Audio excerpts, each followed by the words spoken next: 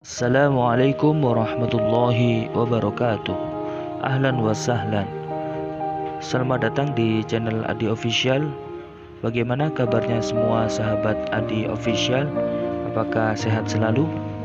Alhamdulillah, pada pembahasan kali ini saya akan menjelaskan dan menceritakan tentang hikayat matinya seorang fasik yang mendapat ampunan Allah Subhanahu wa taala. Bismillahirrahmanirrahim. Pada zaman Nabi Musa alaihissalam, ada salah seorang yang mati karena dia sangat fasik. Maka orang-orang itu tidak mau memandikan dan menguburkannya. Dia diperlakukan dengan sangat hina.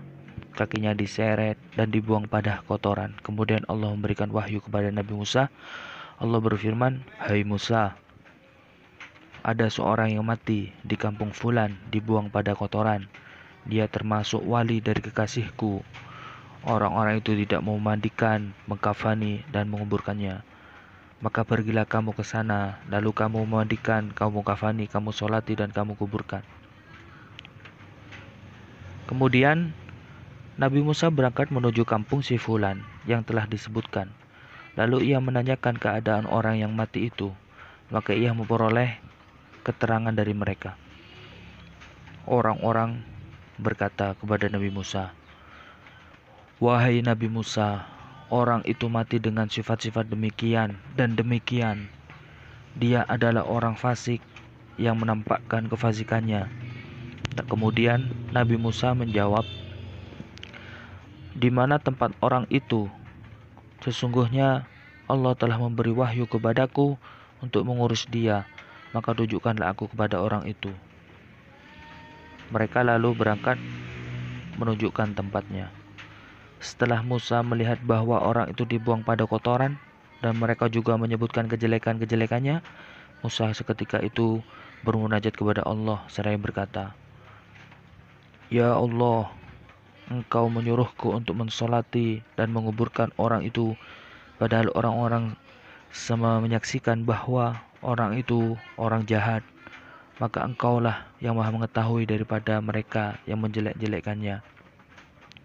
Kemudian Allah berfirman kepada Nabi Musa, "Hai Musa, memang benar mereka itu menceritakan kejelekannya.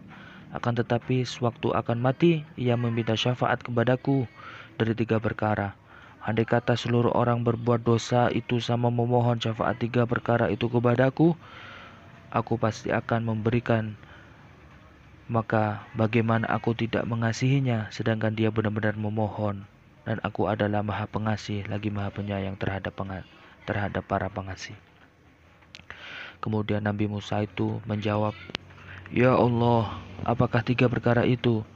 Kemudian Allah berfirman kepada Nabi Musa ketika mendekat matinya ia memohon, "Ya Rabbi, anta ta'lamu minni anni kuntu artakibul ma'asi wa kuntu akrahul ma'siyat fi qalbi, lakin ijtama'a fi thalathati khisalin hatta artakibul asbiyatu hatta artakibul ma'siyata ma'a karahatil ma'siyati qalbi. Awwaluha huwa nafsu warrafiqu as-su'u wa iblisu la'natullah. Wa hadhihi thalathatul alfatni fi ma'siyati fa innaka ta'lamu minni ma aqulu faghfirli." Yang artinya, "Ya Allah, Engkaulah yang maha mengetahui keadaanku. Sungguh aku berbuat kemaksiatan, tetapi dalam hatiku sebenarnya aku benar-benar membencinya.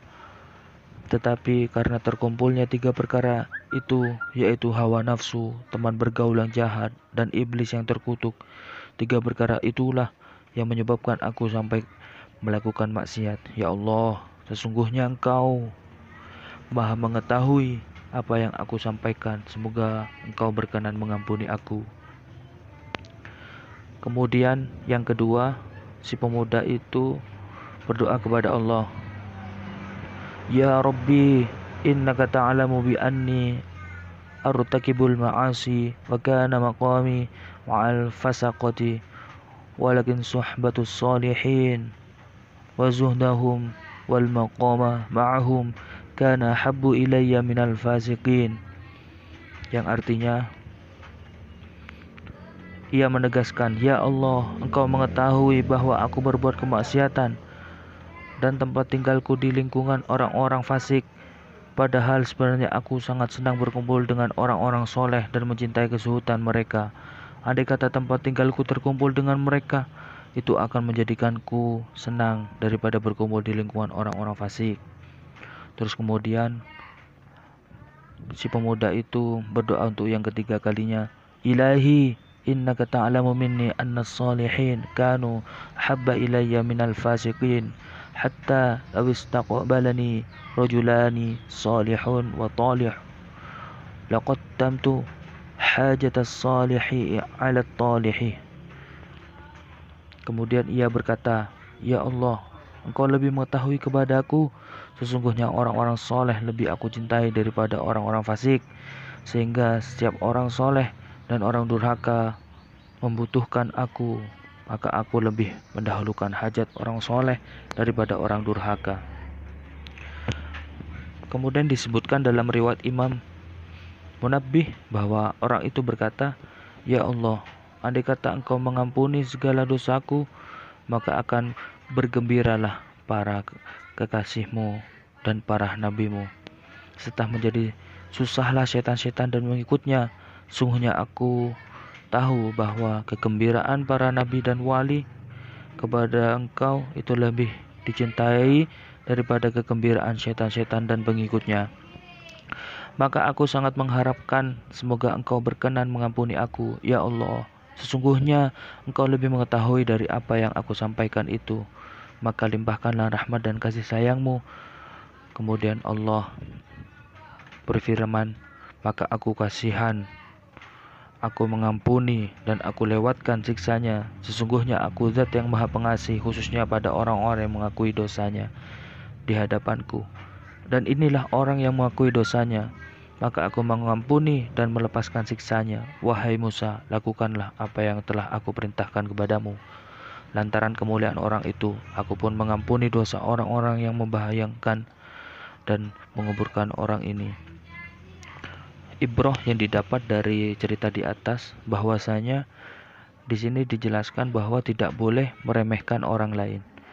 Begitulah gambaran bahwa sehebat apapun dan sebanyak apapun amal kita, sama sekali tidak pantas untuk dijadikan bahan remehan orang lain.